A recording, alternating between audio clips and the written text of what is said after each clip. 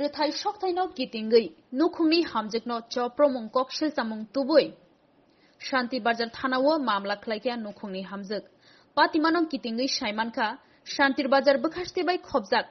Nogoda Gram Panchayat ni borok Sadon Palni thani khoroksa hamjek rangsakni manei ruoi chiba sai rang soloklang thangka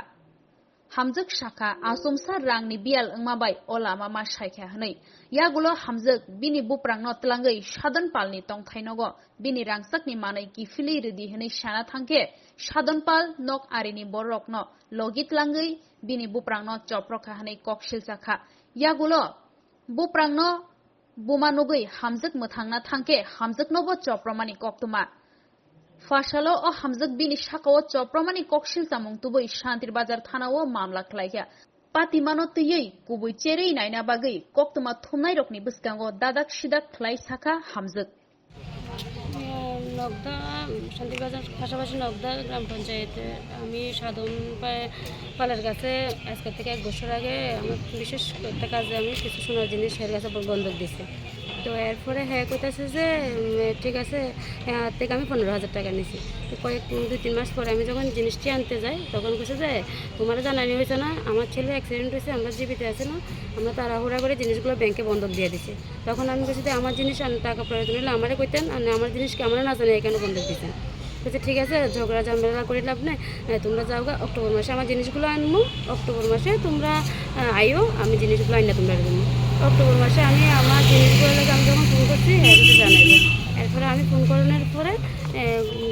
এরপরে এদিন আমি কইছি কবে যাও আমি বুধবার আমি পরশু দিন গেছি ওই লোকটা অফিসে আসতে কইয়া আমরা ফিরাই দিছে এরপরে আমি যখন আজকে গেছি সকালবেলা 9টার আগে যাইতে বলছি হেয়ার মিসেসে আমি 9টার সময় যখন গেছি এরপরে আমার বইও আমি বইছি জিনিস নিতে আসছি আমি জিনিস নিতে আসছি ঠিক আছে বই আমি যখন বইছি সঙ্গে সঙ্গে হ্যাঁ পাশের বাড়ি থেকে হ্যাঁ সমর দাস নান্টু দাস অমর দাস এদিকে ডেকে আনছে আইন না এরপরে সমর দাসের কাছে কী তৈছে আমি কই কী তৈছে সমর দাস তারা পাশের বাড়ি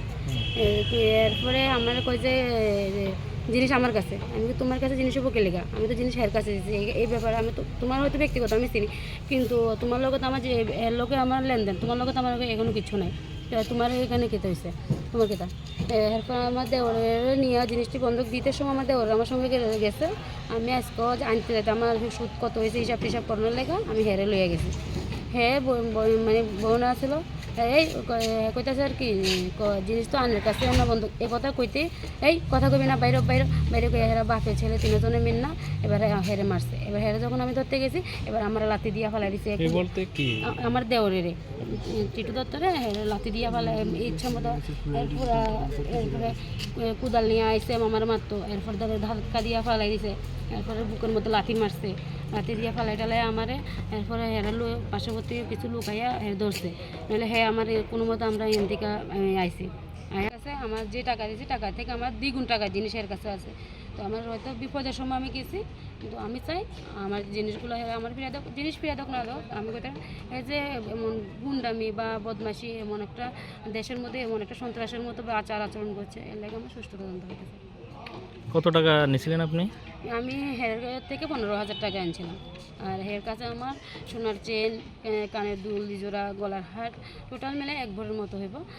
1 ভরিতে একটু বেশি হইব হেয়ার কাছে আমার জিনিসটা দিয়েছে কিন্তু আমার যখন খুব ইমার্জেন্সি টাকাটা প্রয়োজন আমি তখন হেয়ার থেকে টাকাটা আনছিলাম আর কি 1 মাসের কথা কয়ে 1 মাস বা 2 মাসের কথা 2-3 মাস পরে আমি সামাও আনতে গিয়েছিলাম তখন তারা আমার এই জিনিসটা জানাইছে